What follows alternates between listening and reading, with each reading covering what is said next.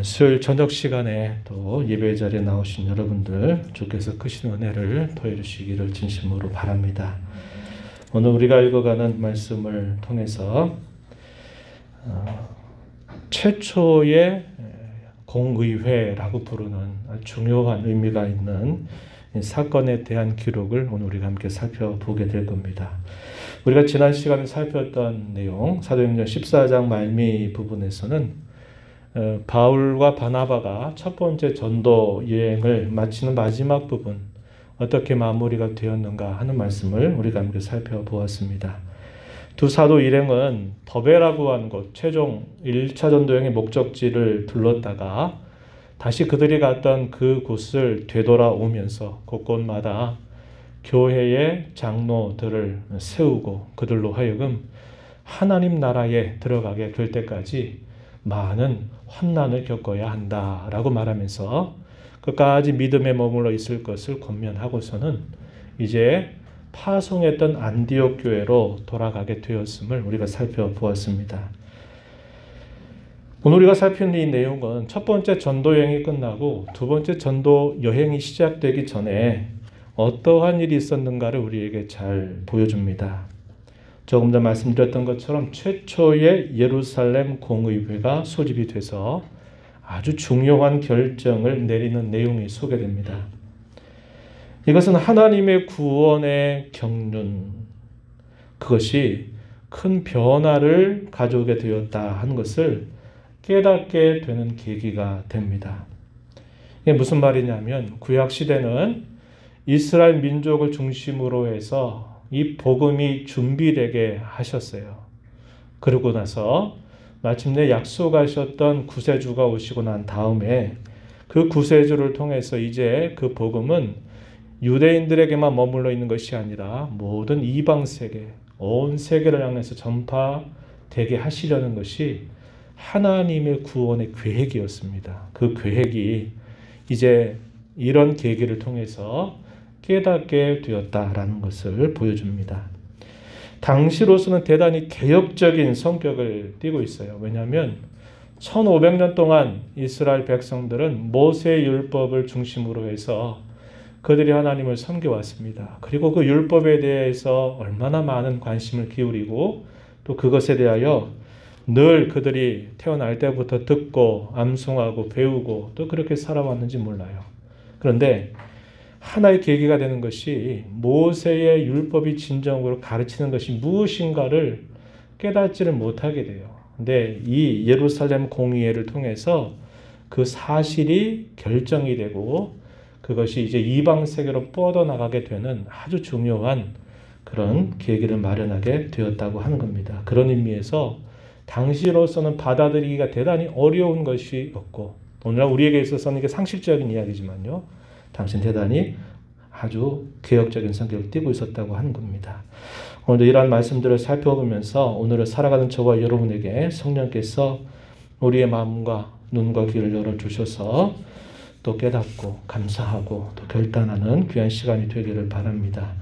오늘 우리가 읽어간 내용, 그 내용을 분류해보면 먼저 1절부터 5절 내용에서 할례 문제로 인해서 아주 격한 논쟁이 생겨나게 된 것에 대해서 소개를 해주게 됩니다. 그리고 그와 관계해서 이제 예루살렘이라고 하는 곳으로 그들이 장소를 옮겨서 그곳에서 이 문제에 대한 경론을 오랜 시간 동안 벌이게 되고 그에 대한 결론을 내리는 내용들이 이제 6절부터 21절, 우리가 읽은 마지막 절 읽지 않았습니다만 본문에 기록된 주부에 기록된 대로 21절까지 내용이 모든 그런 논쟁들에 대한 결론 부분을 표현하고 있는 부분입니다. 그래서 앞부분의 내용을 먼저 좀 살펴보면 1절로부터 5절에서 할례로 인한 격한 논쟁이 벌어지게 되는데 어떻게 이런 문제가 생겨나게 되냐면은 유대라고 하는 지역에서 많은 유대주의, 율법을 가르치는 유대인들이 안디옥 교회를 찾아왔어요. 이 안디옥 교회는 바울과 바나바가 첫 번째 전도 여행을 마치고 이제 그곳에서 교회를 섬기고 있는 그런 상황이었습니다. 이방인 교회로 세워져 있는 첫 번째 교회다 그랬죠. 사도행전 11장에서 우리가 살폈던 것처럼 그 유대주의자들이 이곳에 찾아와서 뭐라고 얘기하기 시작하냐면 너희가 구원을 받으려고 하면 반드시 할례를 받아야 된다. 이렇게 계속 가르치기 시작한 겁니다. 할례를 받는다라고 하는 이 말은 단순히 육체적으로 그들이 구약의 의식적인 규례를 행하는 것만 아니라 그 말 속에는 무엇이 포함되어 있냐면 그들이 이 율법을 철저하게 지키고 살아야 된다. 소위 말해서 이방인이라 할지라도 유대인들화 돼서 유대인들처럼 살아야 된다라고 구원의 아주 중요한 조건으로 그것을 가르치기 시작한 것이다 하는 겁니다. 그들이 뭐라고 말하냐면 이렇게 말해요. 할례를 받지 아니하면 너희 구원을 받지 못하리라. 이렇게 말을 하게 되면서 이제 격한 논쟁이 시작이 된 겁니다. 바울과 바나바는 분명히 그 부분에 대해서 반대했을 거예요. 할례가 중요한 것이 아니다. 우리가 이 율법을 지켜 행함으로 말미암아 구원을 받는 것이 아니다라는 사실을 힘주어서 말하지만 그런 문제가 쉽게 사라지지 않았던 것입니다.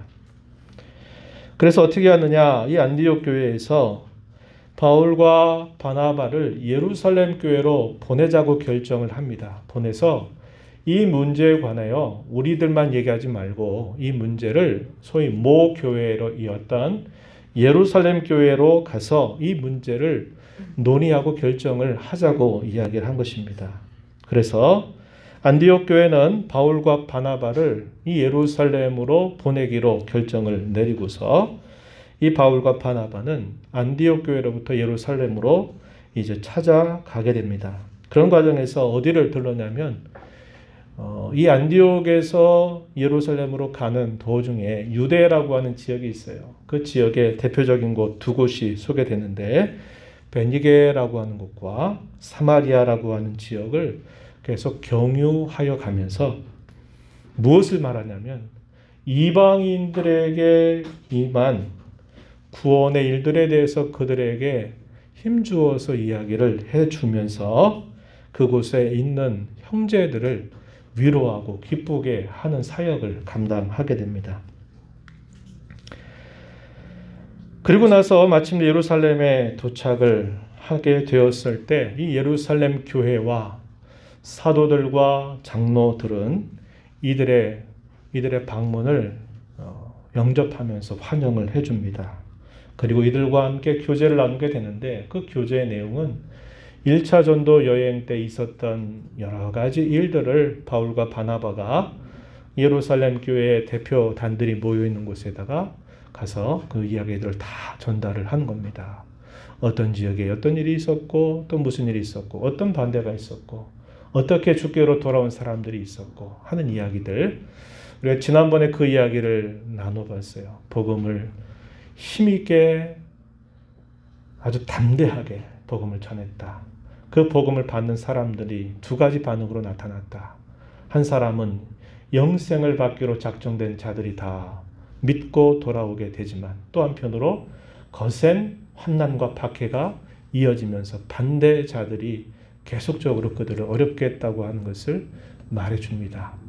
그럼에도 불구하고 그들은 멈추지 않고 계속적으로 이 일들을 감당하게 되었다는 것을 우리가 함께 살펴봤는데요. 이러한 일들을 쭉 보고를 하게 되니까 이런 일들로 인해서 모두가 다 함께 기뻐하게 된 것입니다. 그런데 우리가 여기서 있는 말씀 중에서 그들이 이야기했던 것은 뭘까요? 구원이 어떻게 이루어졌는가에 대한 이야기였을 겁니다. 그 부분에 대해서 뭐라고 표현하냐면 자, 우리가 읽은 본문을 한번 잠깐 가서 확인해 보면은 이렇게 말합니다. 먼저 3절 보면은 이런 말씀을 하죠. 3절. 자, 바울과 바나바가 예루살렘으로 가면서 경유했던 곳에서 한 말, 이방인들이 주께 돌아온 일. 이방인들이 주께 돌아온 일. 이게 뭘까요? 구원의 사건. 이걸 이렇게 표현하고 있다는 거예요. 4절 가서 보면 예루살렘 교회 대표단들에게 또 뭐라고 그 표현을 했냐면 4절 중간 부분에 보면은 이렇게 말하죠. 하나님이 자기들과 함께 계셔 행하신 모든 일 이렇게 표현했어요. 약간 표현이 좀 다르지만 그 내용 같은 내용이에요. 뭐예요? 하나님께서 이루신 구원 사건을 3절에서는 이렇게 4절에서는 이렇게 표현하고 있는 겁니다. 그런 구원의 이야기를 나누는 것은 예나 지금이나 참 기쁜 일입니다. 그렇죠? 어떻게 해서 당신이 구원을 받게 됐습니까? 라고 어떤 자리를 마련해서 서로 이야기를 나누다 보면 이야기거리가 참 많을 거예요. 여러분들도 마찬가지일 겁니다. 내가 어떻게 살다가 내가 어떻게 예수님을 믿게 됐고 예수님 믿었을 때 나에게 어떤 변화가 일어났고 하는 이야기들을 한번 나눈다고 생각해 보세요. 굉장히 기쁜 일입니다. 당시에 참 낯설었던 세계에 복음을 전하면서 유대인들과 다르게 이방인들도 그들이 다 주께로 돌아와서 구원받고 기뻐하고 그들의 삶이 바뀌고 하는 것들을 서로 나누는 일은 대단히 기쁘게 하는 일이고 서로에게 큰 위로를 주는 일이었다고 하는 것입니다. 이러한 것들을 나누고 있었어요. 그러면서 이때 아마도 우리가 보기에는 바울 사도와 바나바가 누구를 데리고 가냐면 디도라고 하는 사람, 우리 목회서신에 등장하는 인물이죠. 디도라고 하는 사람을 데리고 갔을 겁니다. 그래서 이 디도를 데리고 갈 때 이 디도는 본래 유대인이 아니라 이방 사람이에요. 헬라인인데 이 디도에게 바울과 바나바는 어떻게 하냐면 할례를 받지 않도록 합니다. 일부러 할례 받지 않게 해요. 왜 그렇게 했느냐? 그것은 다분히 의도적이었다고 하는 겁니다. 디도는 분명히 구원을 받은 사람인데 그에게 할례라고 하는 것은 결코 필요하지 않다는 것을 다른 사람들에게 이것을 보여주기 위한 의도가 있었다는 거예요. 반면에 우리가 이제 2차 전도 여행, 다음번에 읽어가게 되는 내용 보면 2차 전도 여행 16장, 사도행전 16장 1절로부터 5절에 보면은 또 유명한 한 사람을 바울 사도 일행이 만나게 되는데 그가 누구냐면 디모데라고 하는 사람이에요. 잘 우리가 아는 인물이죠. 이 디모데를 2차 전도여행에서 만나면서 이 사람도 거기서 예수님을 구주로 믿고 새로운 삶을 시작하게 될 때 바울 사도의 일행은 이 디모데에게는 일부러 할례를 받게 한다는 거예요.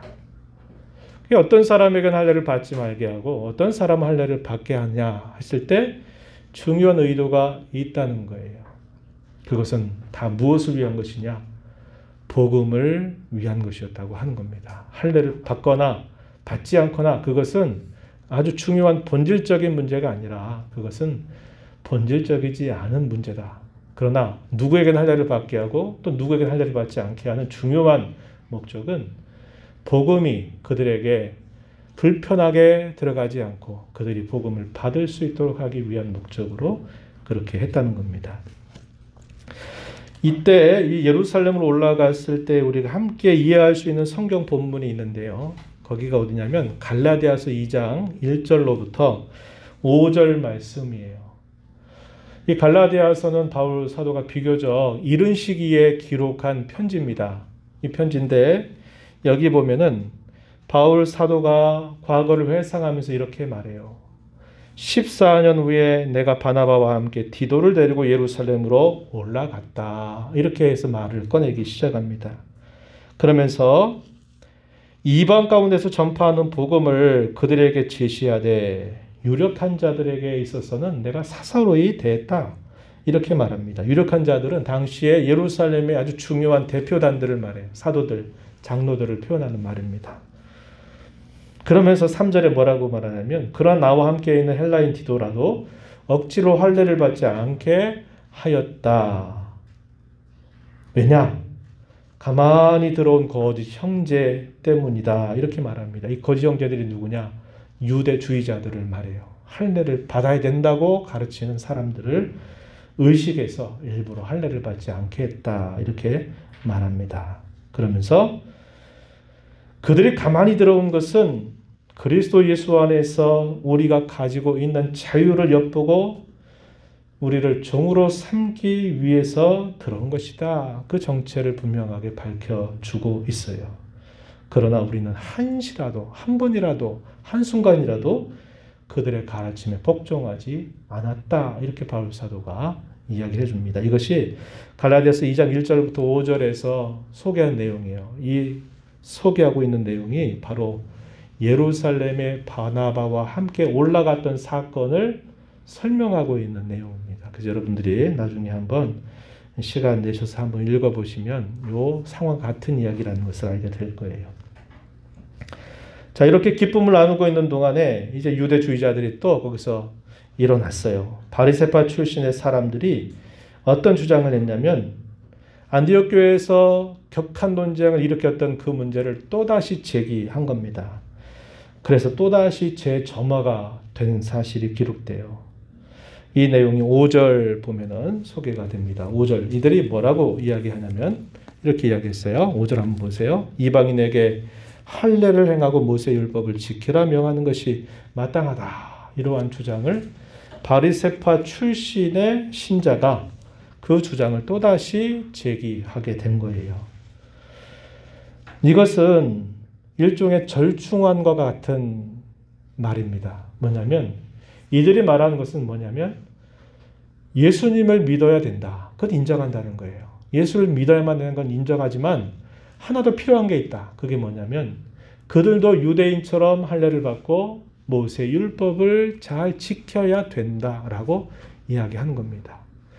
예수님을 믿는 그 믿음과 구약의 1500년 동안 그들이 계속적으로 힘써왔던 그 율법을 지켜 살아서 이게 같이 모아져야만 구원을 받는 거다. 단순히 이 1500년 동안 우리가 지켜왔던 이 모세 율법을 무시하고 단지 예수님 믿는 것만으로는 구원받을 수 없다. 이런 주장을 하게 된 겁니다. 일종의 절충안이에요.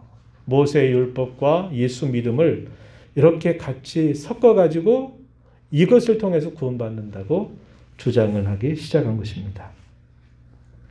그러니까 이게 뭐냐면 우리가 조심히 구별해야 될 게 뭐냐면 이때 이 바리새파 출신의 신자들이 주장했던 일은 뭐냐면 구원을 받기 위해서 지켜야 된다라고 말하는 거예요. 그러나 올바른 신앙은 뭘 말할까요? 구원을 받았기 때문에 그런 열매가 따라와야 된다라고 말하는 것이에요. 이거는 맞는 말이에요. 그러나 당시 바리새파 사람들이 하는 말은 결과적으로 따라와야 되는 게 아니라 조건으로 내세운 거예요.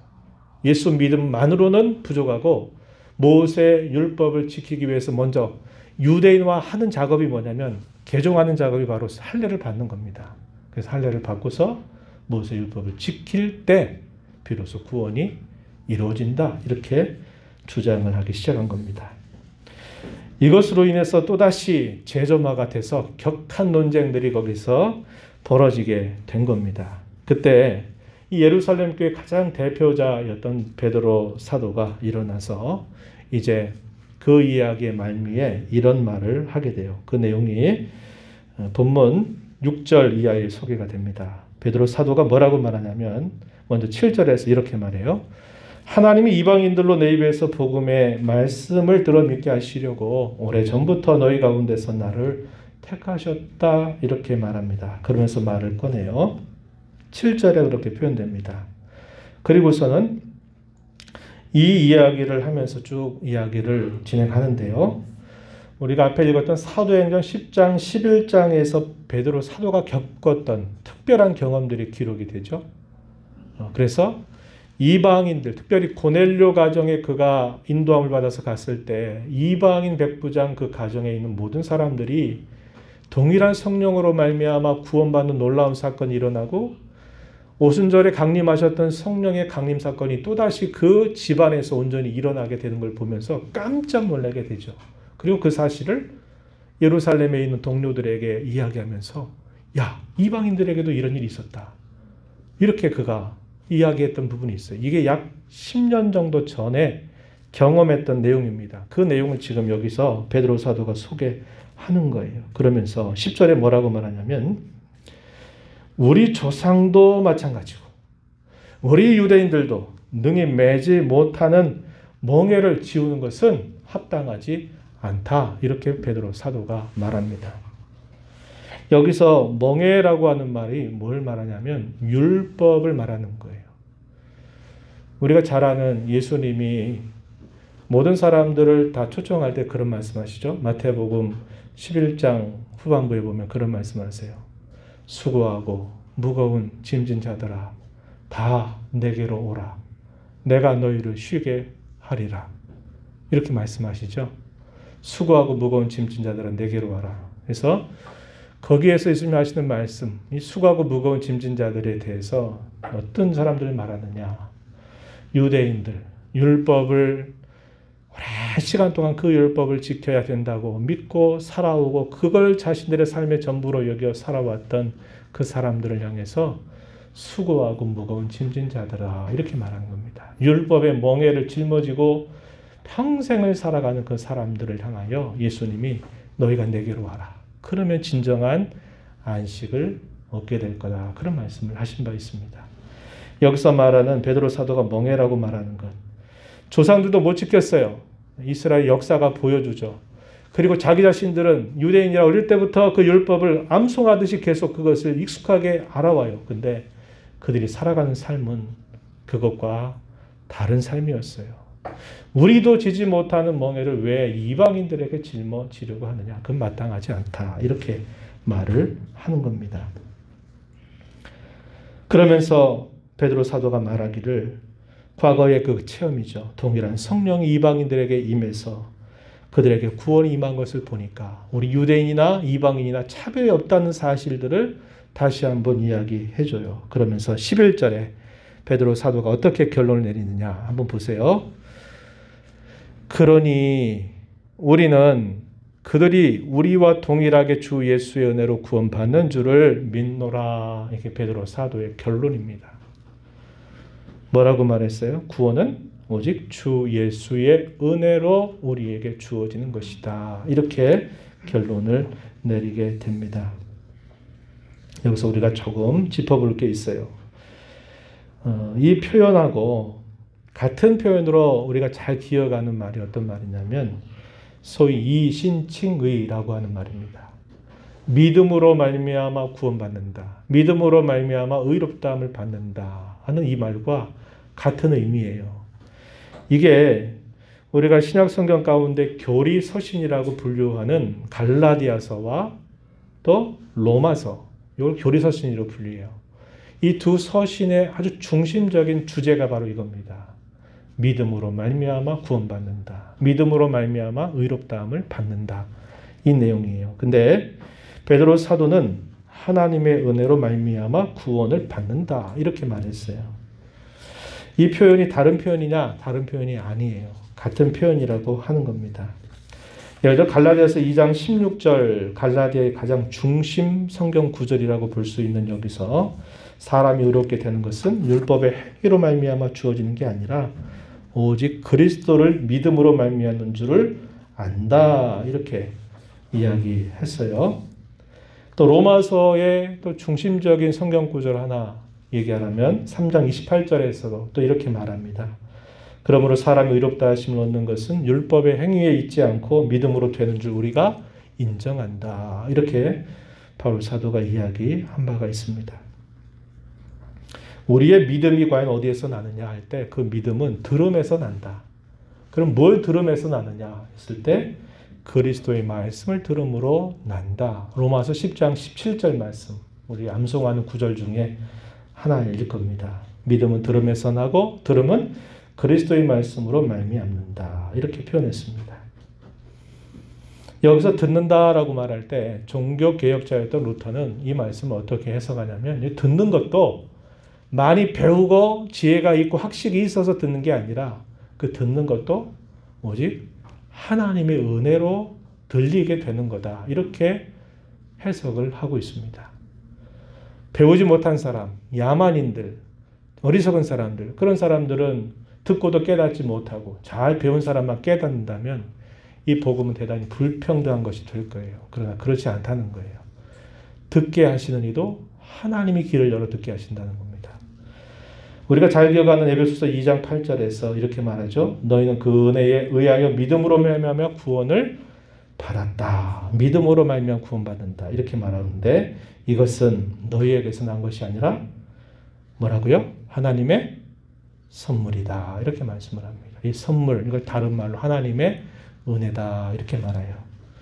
그러니까 우리가 믿는 것, 듣고 깨닫는 것, 믿는 것, 내가 하는 것처럼 보이는데 그러나 좀 더 깊이 들어가면 그게 다 하나님의 은혜로 내게 주어진 선물이라고 이야기하는 겁니다. 그래서 그것이 전혀 다른 말이 아니라고 하는 거예요. 이렇게 베드로 사도가 이야기하니까 이제 다른 동료들이 차곡차곡 이야기를 또 해나가는데 바울과 바나바가 전도 여행을 하면서 경험했던 내용들을 그 모여있는 모든 사람들 앞에서 그것을 다시 한번 이야기합니다. 12절 가서 보면은 이렇게 말하죠. 바울과 바나바와 바울이 하나님께서 자기들로 말미암아 이방인 중에 행하신 표적과 기사에 관하여 말하는 것을 들었다. 1차 전도 여행 때 경험했던 구원의 놀라운 사건들을 표현했어요. 이 말이 떨어지니까 당시 예루살렘 교회의 기둥같이 여김을 받았던 예수님의 친동생 야고보가 장로의 직분을 가지고 있었는데 이 야고보가 결론적인 이야기를 건네게 됩니다. 이 내용이 13절부터요. 21절까지 길게 주어지는데 야고보가 뭘 말하냐면 먼저는 베드로 사도가 한 말에 동일합니다. 베드로 사도가 말한 것이 맞다. 이렇게 이야기를 하고요. 구약에 있는 말씀을 하나의 중요한 근거로 얘기하면서 믿음으로 말미암아 구원받는 게 맞다. 이렇게 이야기를 해가기 시작합니다. 15절 말씀 보면은 선지자들의 말씀이 이와 일치한다. 이렇게 말했어요. 구약의 말씀도 이것이 맞다고 우리에게 가르쳐준다. 이렇게 이야기합니다. 어디를 인용하냐면 16절부터 18절에 있는 이 말씀 여러분 밑에 보면은 기억 표시되어 있죠. 따라가 보시면 어디로 표현됩니까? 아모스서 9장 11절 12절 말씀을 인용해서 옛 선지자 아모스가 예언했던 그 말씀이 바로 이런 뜻이다 라고 야고보가 설명을 해주게 되는 겁니다. 16절 한번 여기 우리 다시 한번 읽어볼까요? 16절부터 18절까지 한 목소리로 읽어봅니다. 시작. 이후에 내가 돌아와서 다윗의 무너진 장막을 다시 지으며 또 그 허물어진 것을 다시 지어 일으키리니 이는 그 남은 사람들과 내 이름으로 일컬음을 받는 모든 이방인들로 주를 찾게 하려 함이라 하셨으니 즉 예로부터 이것을 알게 하시는 주의 말씀이라 함과 같으니라. 예, 여기 16절부터 18절 이 말씀을 구약의 아모스 선지자의 글 인용해서 표현을 했습니다. 이게 무슨 말일까요? 다윗의 무너진 장막을 다시 지은다. 그 허물어진 것을 다시 일으켜 세운다. 그러면서 17절 중간에 모든 이방인들로 주를 찾게 하려 함이라. 이렇게 말합니다. 하나님의 구원의 계획은 이미 선지자 아모스에게 예언되었던 바였고 그 말씀은 바로 이와 같이 성취된 것이다. 야고보가 그 이야기를 하게 되죠. 그리고 나서는 그가 제언하는 말이 하나 있어요. 제안하는 말. 그게 19절, 20절에서 21절까지 나타나게 되는데 그 말씀에 뭐라고 얘기했냐면 편지를 써서 이방 세계에서 복음을 전하는 모든 사람들의 이 편지를 보내자고 제안을 합니다. 그 편지의 내용에서 뭐를 이야기하냐면 19절에 보세요. 내 의견에는 이방인 중에서 하나님께로 돌아오는 자들을 괴롭게 하지 말고 어떻게 괴롭게 한다는 말일까요? 멍에를 지우는 일, 그렇게 해서 괴롭게 하지 말아라.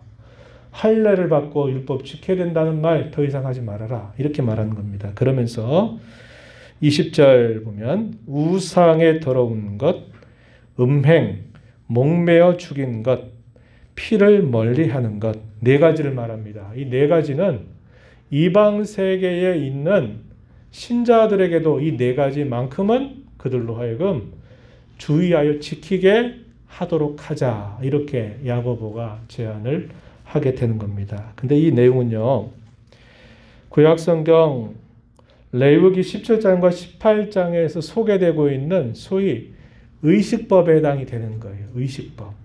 근데 이 의식법은 늘 영원토록 지켜야 되는 법이 아니라 지켜야 될 때가 있고 지키지 않아도 될 때가 있는 거예요. 의식법은 그래요.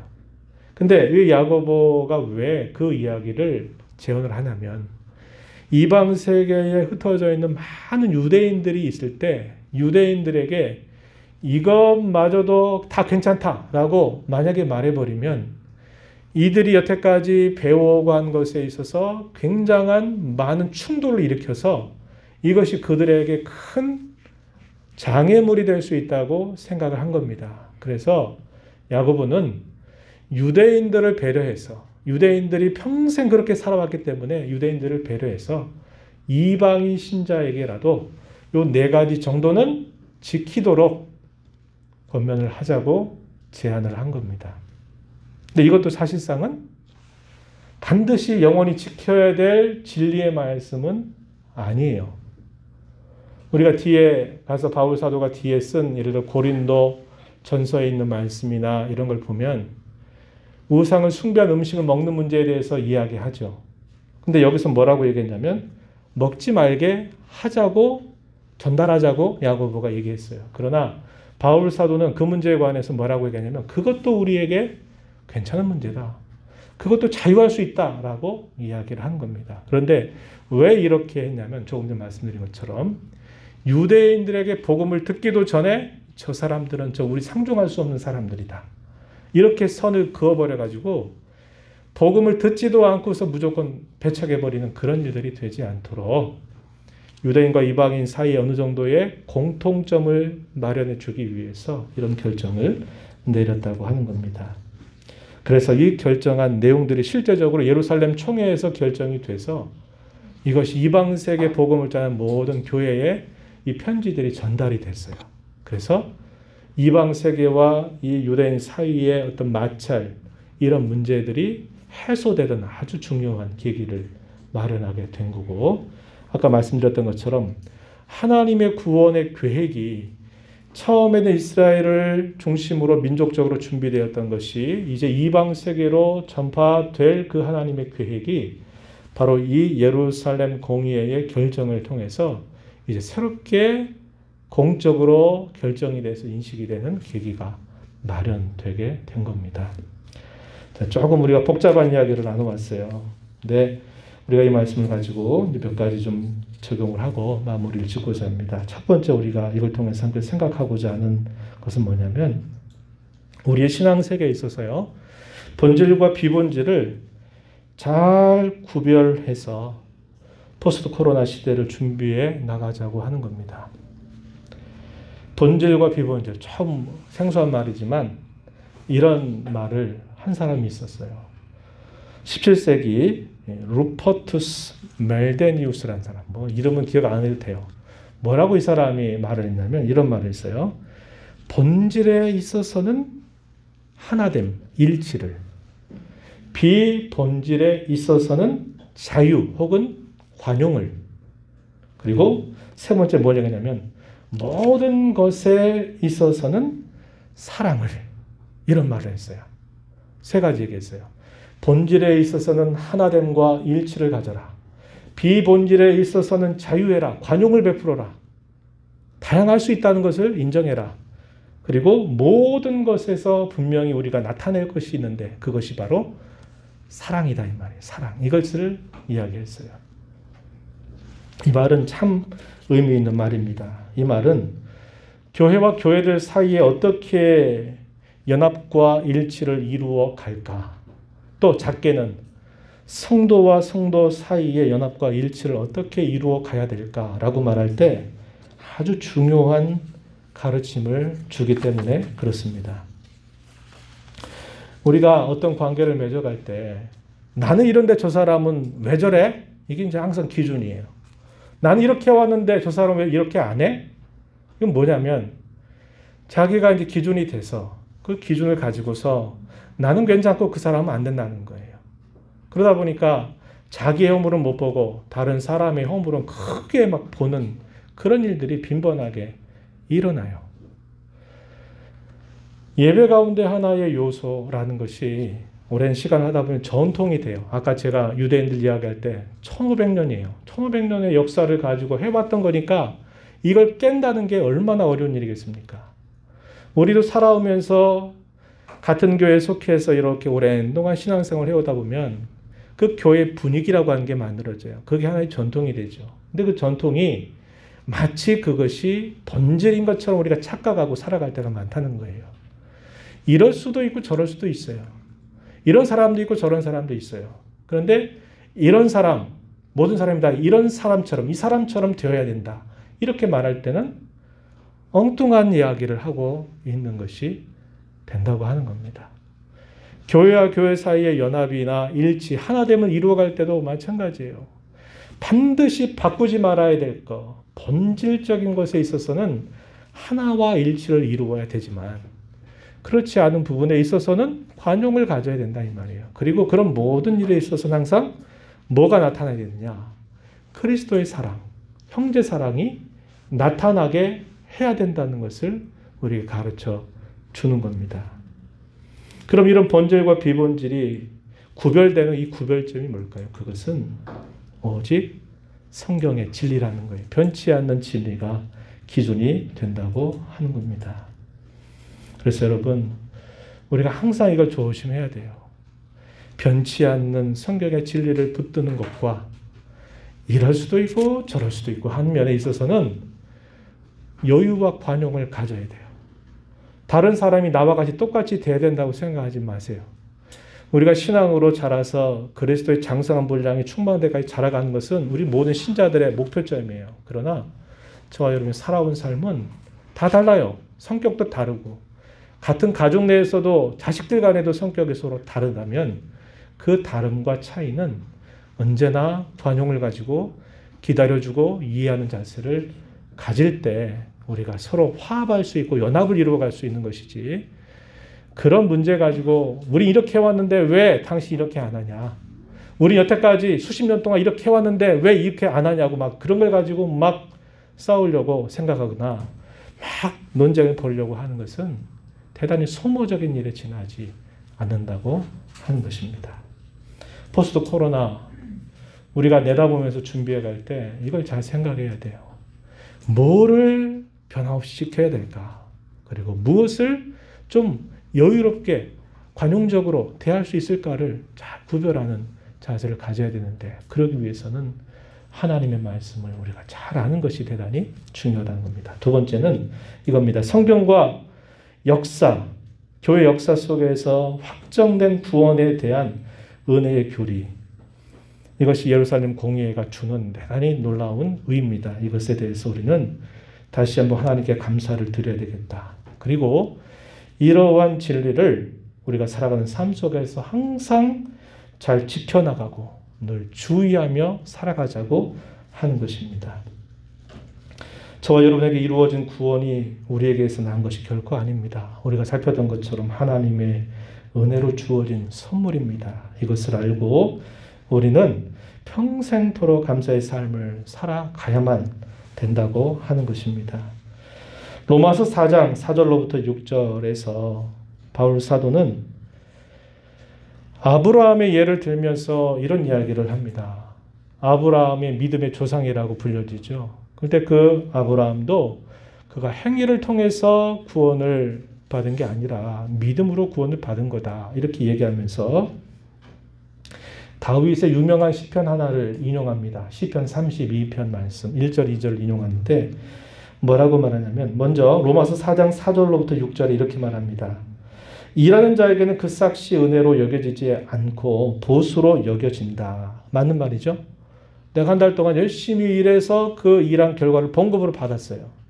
물론 그것도 고마운 일이지만 열심히 자기가 수고하고 땀을 흘려서 얻은 보상이라 그러면 마땅히 내가 받을 걸 받은 거예요. 그렇죠? 5절에서 이렇게 말합니다. 4장 5절에서 일을 하지 않을지라도 경건하지 아니한 자를 의롭다 하시는 이를 믿는 자에게는 그의 믿음을 의로 여기신다, 이렇게 말합니다.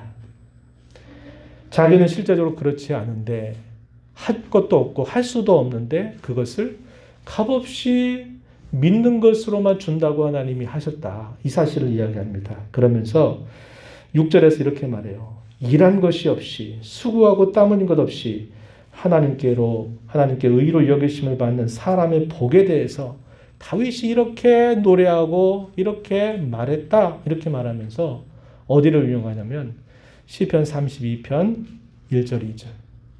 허물의 사함을 받고 그 죄가 가리움을 받은 사람은 복이 있도다. 다윗이 그렇게 노래합니다. 내가 할 수 있는 것도 없고 한 것도 없는데 하나님이 나를 불쌍히 여겨서 나에게 죄사함의 은혜를 주고 내가 하나님의 자녀로 이렇게 세움받았다고 하는 것은 이게 얼마나 행복한 일이고 이게 얼마나 복된 일인가 다윗은 생각하면서 감격 속에 그 시편을 지어서 하나님께 찬양을 드렸던 겁니다. 그것을 인용하고 있는 거예요. 저와 여러분도 마찬가지입니다. 은혜로 받는 이 구원, 믿음으로 받는 이 구원, 우리에게서 나는 것이 결코 아니에요. 하나님이 한 것도 없고 할 수도 없는 저희들에게 그분이 다 해주신 다음에 그것을 손 내밀어서 받아라. 그래서 손 내밀었더니 그걸 주셨어요. 그게 바로 구원의 놀라운 은혜라고 하는 겁니다. 다른 모든 것들은 바뀔 수 있어요. 잘 됐다가 안 될 수도 있고 순경을 가다가 역경을 갈 수도 있을지 몰라요. 그러나 이 하나님 베푸신 이 구원은 그런 모든 상황과 아무런 상관이 없어요. 그분이 우리에게 주신 이 구원은 영원하기 때문에 그렇습니다. 변개하지 않는 하나님의 약속이기 때문에 그러하다는 거예요. 그래서 우리는 구원의 은혜에 대한 이 감사를 잊지 말아야 되겠고 또 하나는 이것을 잘 지켜나가는 일을 우리 시대 가운데 저와 여러분이 힘써 가자고 하는 겁니다. 복음에 대한 분별력이 중요한 시대가 되었어요. 초대교회도 아까 이야기했잖아요. 구원에 관한 이 교리가 섞여가지고 절충안이 만들어졌는데 그럴듯하지만 결국 그것은 하나님의 은혜의 교리를 허무는 것이 되고 말았던 거예요.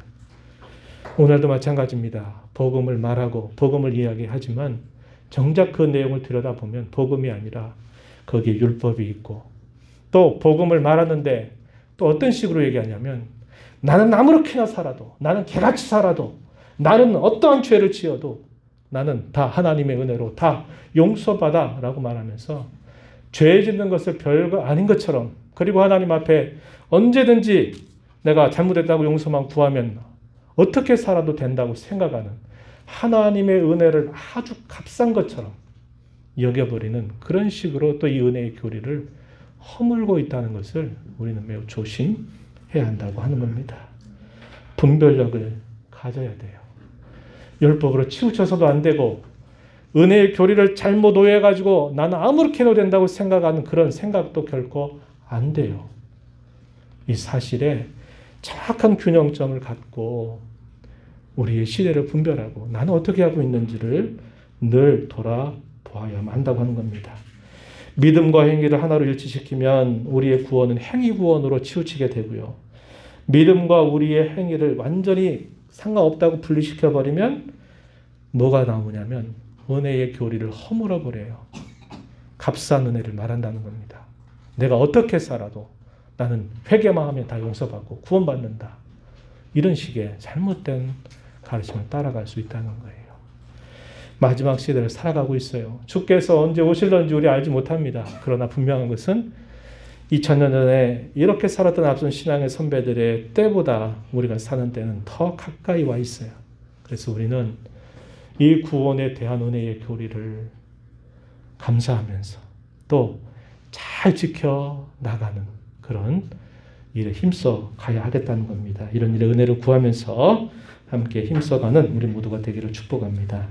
하나님 아버지, 오늘 저희가 말씀을 함께 살펴보면서 저희에게 베푸신 이 구원의 은혜 얼마나 크고 얼마나 귀하고 얼마나 값진지를 다시 한번 깨닫게 하여 주시기를 바랍니다.